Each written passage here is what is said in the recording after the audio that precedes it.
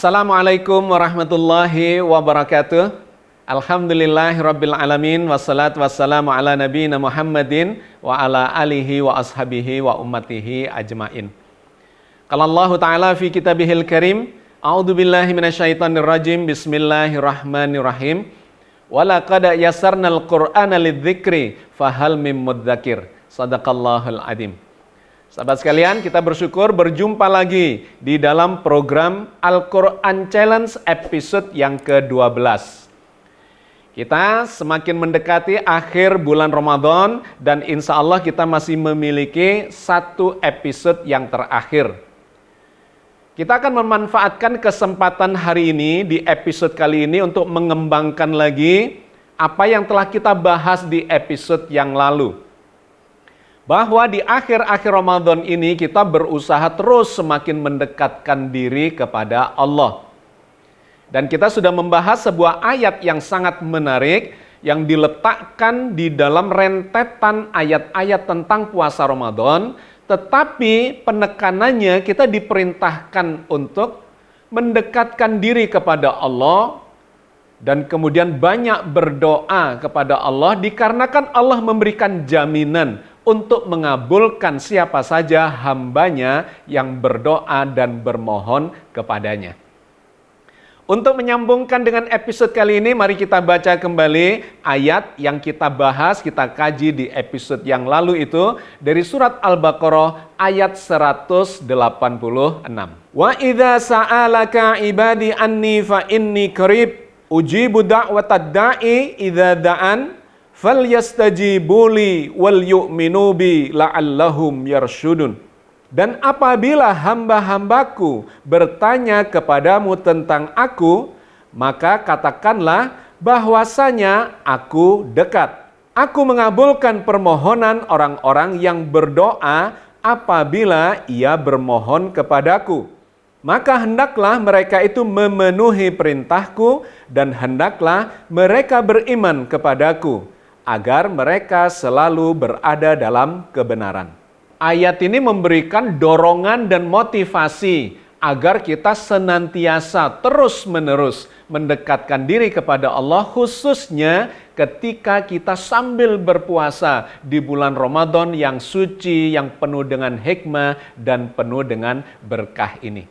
Dan demikian juga Allah memberikan dorongan di ayat yang berbeda di dalam surat Qaf ayat 16 bahwa Allah sedemikian dekatnya kepada kita, lebih dekat daripada urat leher kita sendiri. Sehingga Allah mengatakan Allah tahu persis apa yang dibisikkan oleh jiwanya. Surat Qaf ayat 16. Walaqad khalaqnal insana wa na'lamu ma tuwaswisu bihi nafsuh wa nahnu aqrabu ilaihi min hablil warid. Dan sesungguhnya kami telah menciptakan manusia dan mengetahui apa yang dibisikkan oleh hatinya, dan kami lebih dekat kepadanya daripada urat lehernya. Oke sahabat sekalian, jadi poin pentingnya Allah sedang mendorong kita untuk melakukan dialog dengan Allah. Yang pertama, cara berdialognya adalah dengan membaca banyak-banyak firman-firman Allah dari dalam kitab suci Al-Quran. Dikarenakan Al-Quran itu adalah firman Allah, maka ketika kita membaca Al-Quran itu, sesungguhnya kita sedang berdialog dengan Allah. Imajinasikanlah, bayangkanlah bahwa kita sedang membaca firman-firman Allah atau bahkan Allah sedang berfirman dengan kita. Dan kemudian kita bermohon kepada Allah agar Allah memberikan hikmah dari apa yang kita baca itu. Dimulai dari Iqra, membaca sambil memahami. Dilanjutkan lagi dengan bertadarus, membaca, memahami, mempelajari, mengeksplorasi. Ditambahkan lagi dengan bertadabur ayat-ayat Al-Quran, yaitu membaca, memahami, mempelajari, dan mengkaji sampai tuntas. Itulah yang kita lakukan sepanjang Ramadan ini dalam program Al-Quran Challenge ini. Mudah-mudahan ini menjadi bagian yang diridhoi oleh Allah dikarenakan kita menyambut tantangan dari dalam Al-Quran supaya kita terus melakukan dialog dengan cara mentadaburi firman-firman Allah di dalam kitab sucinya. Selain membaca ayat-ayat kauliyah dari dalam Al-Quran Al-Karim, maka akan menjadi lebih baik lagi kalau tadaburnya itu bukan hanya ayat kauliyah, tetapi juga ayat-ayat kauniyah yang dihamparkan oleh Allah di alam semesta, di sekitar kita, bahkan di dalam diri kita, di seluruh yang Allah ciptakan di jagat raya ini termasuk diri kita sendiri. Nah, ketika kita melakukan proses itu, maka itu akan menjadi semakin intens dialognya dengan Allah itu. Ada tanya jawab yang bersifat dialogis di dalam proses di mana kita digambarkan dengan cara itu, kata Al-Quran, kita sedang diberi tambahan ilmu oleh Allah. Itulah yang digambarkan dalam banyak ayat. Allah menurunkan al-hikmah kepada orang-orang yang sedang melakukan pemahaman, pembelajaran, pengkajian terhadap ayat-ayat Allah, baik yang kauliyah maupun yang bersifat kauniyah. Nah, maka poin pentingnya terkait dengan proses yang sedang kita lakukan ini, dalam waktu yang bersamaan itu, sesungguhnya kita sedang melakukan zikrullah kepada Allah. Berzikir dalam keadaan berdiri, dalam keadaan duduk, dalam keadaan berbaring, sambil berpikir tentang ciptaan Allah di seluruh jagat raya dan sambil menyambungkan jiwanya kepada Allah. Sehingga sebagaimana sering kita kaji dalam sejumlah episode, orang yang disebut sebagai ulul albab, dia sedang melakukan dialog tiada batasnya dengan Allah yang memang sudah sedemikian dekat dengan kita sendiri, bahkan lebih dekat daripada urat leher di dalam diri kita. Jadi poin penting yang ingin saya kemukakan kepada kita semua adalah bahwa yang menjadi inti dari subjek seorang manusia sesungguhnya adalah pada jiwanya. Seluruh proses pembelajaran itu sesungguhnya adalah menuju kepada pensucian jiwa kita. Kefahaman atas apa yang kita baca, yang kita pelajari, kita kaji, dan kita alami, itu harus sampai mengesankan ke dalam jiwa kita. Sehingga di dalam Al-Quran Allah berkali-kali mengabarkan kepada kita sejak zaman Rasulullah sampai kepada kita semua ini, bahwa sesungguhnya hikmah itu oleh Allah dimasukkan ke dalam jiwa kita melalui proses yang seakan-akan bersifat fisikal, tetapi tujuannya sesungguhnya adalah memberikan hikmah ke dalam jiwa kita. Kita bisa melihat itu dalam sejumlah ayat. Misalnya yang ada di dalam surat Al-Baqarah 97, di mana Allah memberikan informasi bahwa Al-Quran itu sesungguhnya dimasukkan ke dalam jiwa Rasulullah dengan melalui proses pewahyuan itu. Mari kita baca ayatnya, surat Al-Baqarah 97. Qul man kana aduwwan li Jibrila fa innahu nazzalahu ala qalbika biidznillah. Musaddiqan lima baina yadayhi wa hudaw wa busyra lil mu'minin. Katakanlah, barang siapa yang menjadi musuh Jibril, maka Jibril itu telah menurunkannya, yaitu Al-Quran, ke dalam hatimu dengan seizin Allah. Membenarkan apa? Kitab-kitab yang sebelumnya dan menjadi petunjuk serta berita gembira bagi orang-orang yang beriman. Fa'innahu nazzalahu ala qalbika biidznillah. Begitu kata ayat ini. Maka malaikat Jibril memasukkan wahyu itu atas izin Allah ke dalam jiwa Rasulullah. Jadi poin pentingnya sesungguhnya wahyu itu dimasukkan ke dalam jiwa beliau. Bahwa kemudian beliau menirukan apa yang didiktekan oleh malaikat Jibril, itu adalah sebagian dari proses untuk mendapatkan wahyu secara kejiwaan. Sehingga di ayat yang berbeda yang sudah kita bahas di episode sebelumnya, atas tanggungan Allah lah memasukkan kandungan isinya hikmah-hikmah itu ke dalam jiwa Rasulullah. Yang demikian ini diulang-ulang lagi oleh Allah di dalam ayat-ayat yang berbeda, bahwa poin penting dari wahyu itu sesungguhnya adalah dimasukkan ke dalam jiwa beliau. Dan ketika kita pun melakukan bacaan, pembelajaran, pengkajian, poin pentingnya sesungguhnya adalah hikmah yang terkandung di dalam Al-Quran yang kemudian sampai meresap ke dalam relung-relung jiwa kita. Maka di ayat yang berbeda dalam surat Asy-Syu'ara ayat 192 sampai 195 Allah menegaskan kembali bahwa wahyu itu dimasukkan ke dalam jiwa beliau dan kemudian barulah diekspresikan dengan lisan beliau yang berbahasa Arab. Berikut ini ayatnya. Wa innahu latanzilu rabbil alamin nazzala bihir ruhul amin ala qalbika litakuna minal munzirin bilisanin arabiyyin mubin. Dan sesungguhnya Al-Quran ini benar-benar diturunkan oleh Tuhan semesta alam. Dia dibawa turun oleh Ruhul Amin atau Jibril ke dalam hatimu Muhammad, agar kamu menjadi salah seorang di antara orang-orang yang memberi peringatan dengan lisan Arab yang jelas. Ayat ini sangat menarik, menggambarkan dua hal. Yang pertama, bahwa sesungguhnya wahyu itu tujuannya adalah dimasukkan ke dalam jiwa sang Rasul. Atau kalau kita, maka disampaikan ke dalam jiwa kita yang sedang mempelajari hikmah-hikmah yang terkandung di dalam kitab suci itu.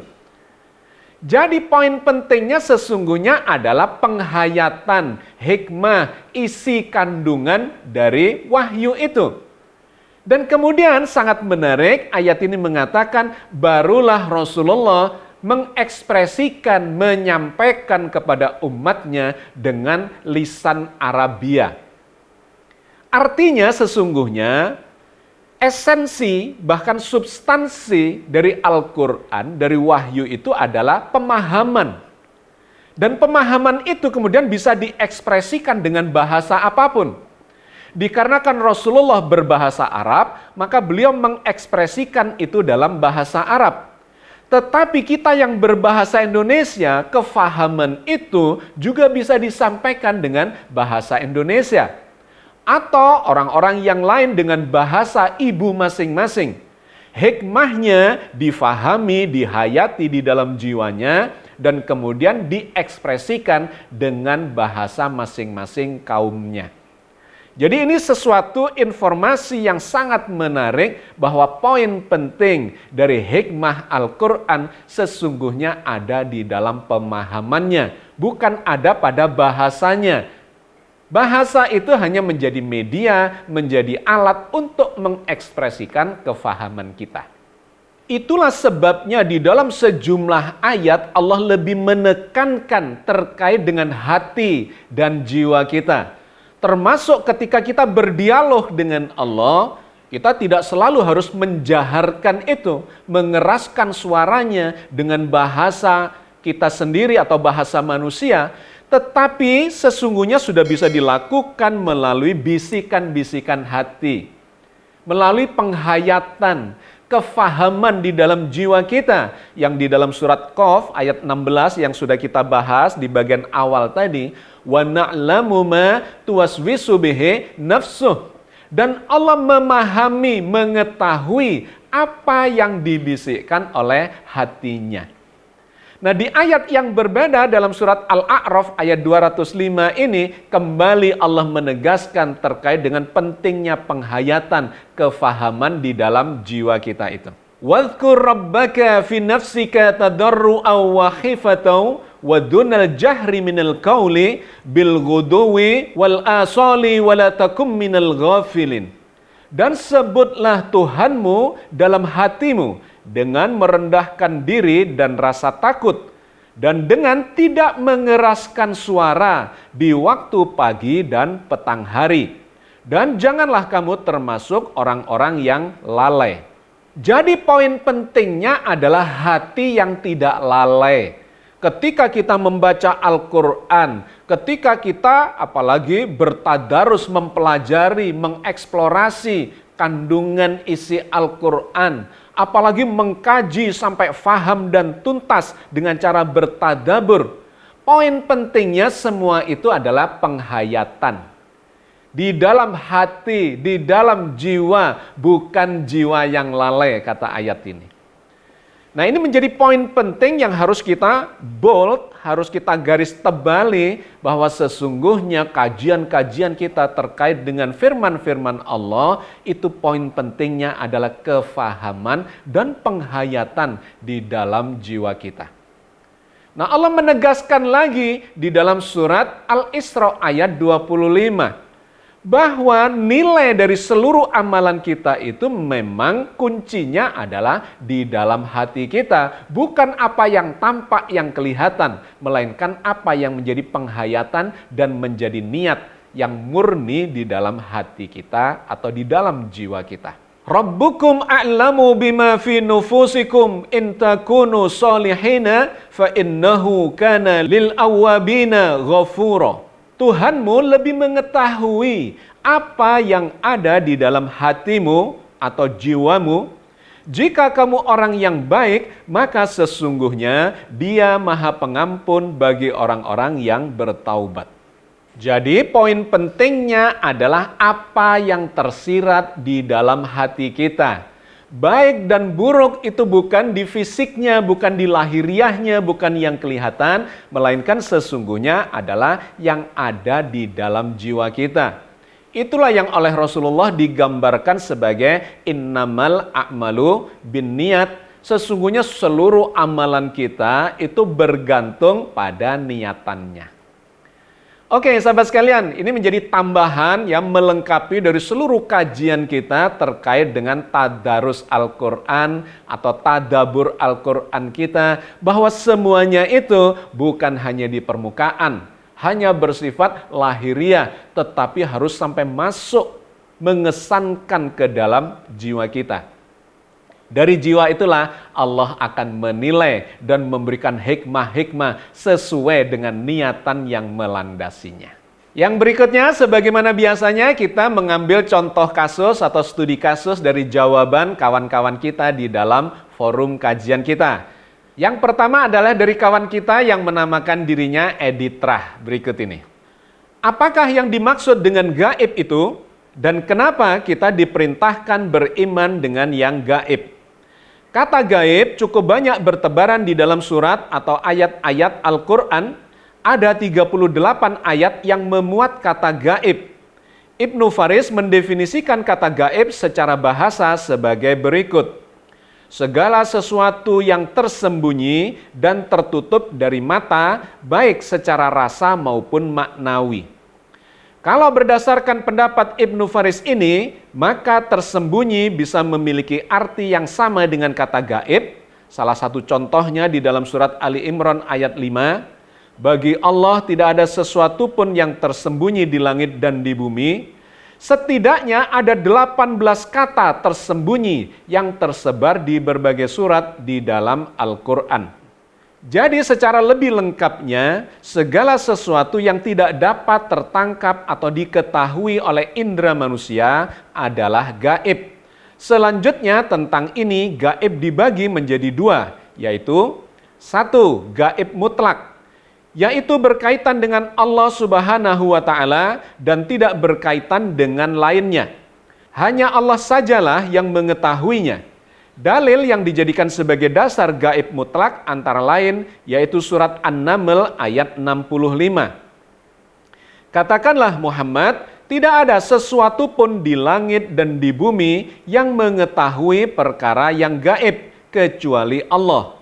Dan mereka tidak mengetahui kapan mereka akan dibangkitkan. Dua, gaib nisbi, yaitu perkara gaib yang dimungkinkan makhluk dapat mengetahuinya. namun tidak secara terperinci. Disebut sebagai gaib nisbi karena dinisbatkan pengetahuannya menyaksikan hal-hal yang gaib. Quran Surat Ali Imran ayat 44. Itulah sebagian dari berita-berita gaib yang kami wahyukan kepadamu Muhammad, padahal engkau tidak bersama mereka ketika mereka melemparkan panah mereka untuk mengundi siapa di antara mereka yang akan memelihara Maryam.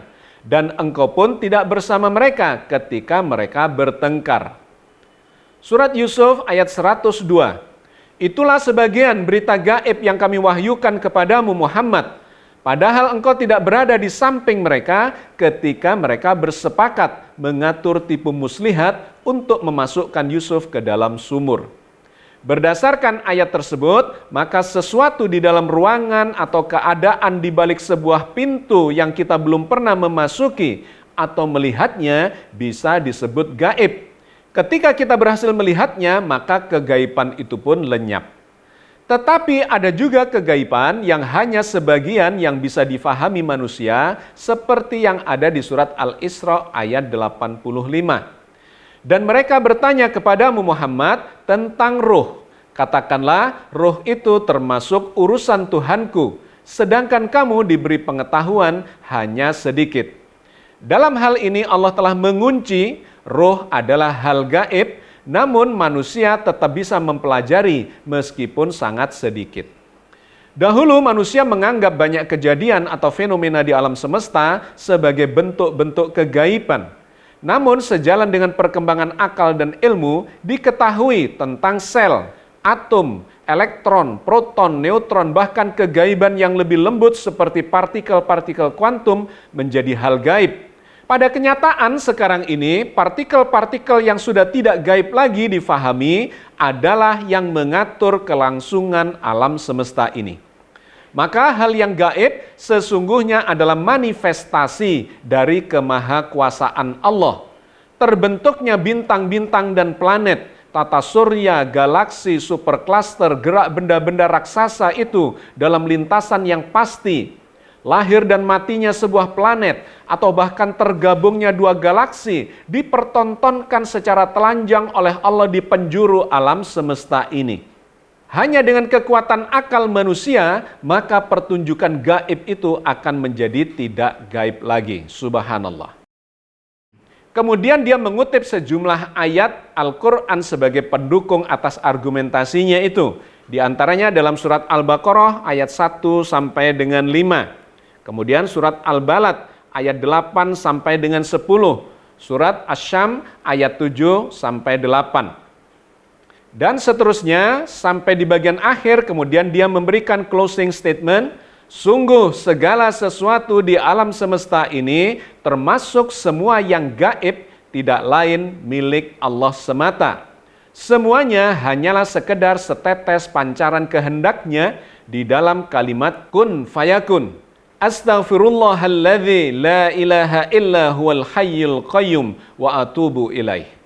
Komentar saya ada dua, bagus cara membangun analisanya dan kemudian melakukan kategori yang disebut sebagai gaib mutlak yang hanya diketahui oleh Allah yang memang maha berilmu, maha mengetahui. Dan yang kedua adalah gaib nisbi yang dibagikan kegaiban itu sebagai ilmu kepada manusia. Yang kedua, cara penyampaiannya saya kira juga cukup baik, cuman agak terlalu panjang sehingga sebagian saya lompati. Ada baiknya kalau dipilih pada ayat-ayat yang strategis saja, menyesuaikan dengan ketersediaan ruang dan durasi. Kemudian contoh kasus yang kedua adalah dari kawan kita yang menamakan dirinya Ervin Zainul. Berikut ini. Apakah yang dimaksud dengan gaib? Kenapa kita diperintahkan beriman kepada yang gaib? Jawaban, gaib adalah segala yang tidak nyata atau tersembunyi karena ketidaktahuan terhadap sesuatu dan peristiwa. Karena itulah Allah yang maha tahu menetapkan realitas alam semesta ke dalam kitabnya yang terpelihara, yang juga dikenal dengan kitab yang nyata. Artinya tak ada satupun yang tersembunyi baginya meskipun di kegelapan bumi. Dan seterusnya dia memberikan ayat-ayat yang menjadi dalil dari argumentasi yang dibangunnya. Kemudian yang kedua, terkait dengan pertanyaan kenapa kita diperintahkan beriman kepada yang gaib. Jawabannya, karena keterbatasan makhluk yang membuat realitas terlalu banyak yang tidak diketahui. Dan manusia hanyalah makhluk dengan segala keterbatasan dalam memahami ilmu dari Sang Maha Berilmu. Dan seterusnya, dia kemudian mengutip sejumlah dalil dari dalam Al-Quran untuk menegaskan atau mendukung argumentasinya. Di bagian akhir dia mengatakan, jadi kegaiban menurut saya adalah segala yang tersembunyi atau masih misteri. Segala yang tidak kita ketahui, apapun itu, termasuk peristiwa-peristiwa baik di masa lalu maupun di masa depan, sampai kita mengalami dan memahaminya. Manusia adalah makhluk yang serba dengan keterbatasan, baik dalam penglihatan, pendengaran, pemahaman, dan segala hal. Sehingga terlalu banyak menyisakan misteri yang terhampar di jagat raya ini. Keterbatasan itulah yang membuat kita mesti meyakini kegaiban dengan merendahkan diri, memohon petunjuk kepada Allah Sang Maha Berilmu. Untuk memperoleh bimbingan dari Allah yang maha meliputi segala realitas. Wallahu a'lam bishawab. Komentar saya bagus, cara melakukan analisa dan memberikan jawaban di bagian depan, kemudian diikuti dengan dalil-dalilnya. Dan kemudian yang menarik juga ditegaskan bahwa yang gaib itu sesungguhnya adalah sesuatu yang nyata. Hanya dikarenakan kita belum tahu saja, maka itu disebut sebagai yang gaib. Tapi bagi Allah, semua itu sesungguhnya adalah realitas kenyataan belaka. Kemudian contoh kasus yang ketiga adalah dari kawan kita, Kais Habib. Yang terhormat Pak Agus, saya mencoba menjawab tantangan kali ini dengan percaya diri meskipun di dalam banyak keterbatasan. Dari sekitar 70 ayat yang saya baca tentang gaib, saya bisa menyimpulkan bahwa satu, apa yang dimaksud dengan gaib itu? Gaib adalah sesuatu yang berada di luar jangkauan panca indera kita. Baik peristiwa masa lalu ataupun masa depan yang kita tidak menyaksikan. Kemudian dia memberikan sejumlah dalil dari ayat Al-Quran, di antaranya adalah surat Ali Imran ayat 42 sampai 44 dan surat An-Nahl ayat 77. Kemudian yang kedua, mengapa kita diperintahkan untuk beriman kepada yang gaib? Karena hanya Allah lah yang mengetahui semua yang gaib. Manusia hanya diberitahu yang gaib sesuai kehendaknya. Dikutipkan sejumlah ayat dalam surat Hud ayat 123 dan Al-Baqarah ayat 2 dan 3. Demikian jawaban saya. Jika ada kesalahan sekiranya Pak Agus sudi untuk koreksi. Terima kasih. Komentar saya bagus, jawabannya lugas dan fokus meskipun pendek tetapi strategis dan mengena pada apa yang dipertanyakan. Sahabat sekalian, saya kira kita cukupkan kajian kita pada hari ini dan di bagian akhir saya tidak memberikan tantangan seperti episode sebelumnya, melainkan saya ingin mendapatkan kesan Anda terhadap acara ini yaitu Al-Quran Challenge ini dan kemudian lebih khusus lagi apa yang Anda dapatkan selama bulan Ramadan tahun ini. Silahkan dituliskan. Di episode depan kita akan bacakan menjadi kesimpulan dari proses pembelajaran kita selama bulan Ramadan. Kita cukupkan sampai di sini, sampai bertemu di 2-3 hari ke depan sebagai episode yang terakhir dalam seluruh kajian Al-Quran Challenge di Ramadan yang penuh hikmah dan penuh berkah ini. Mudah-mudahan Allah senantiasa membimbing kita di atas jalan yang diridhoinya. Amin ya rabbal alamin. Assalamualaikum warahmatullahi wabarakatuh.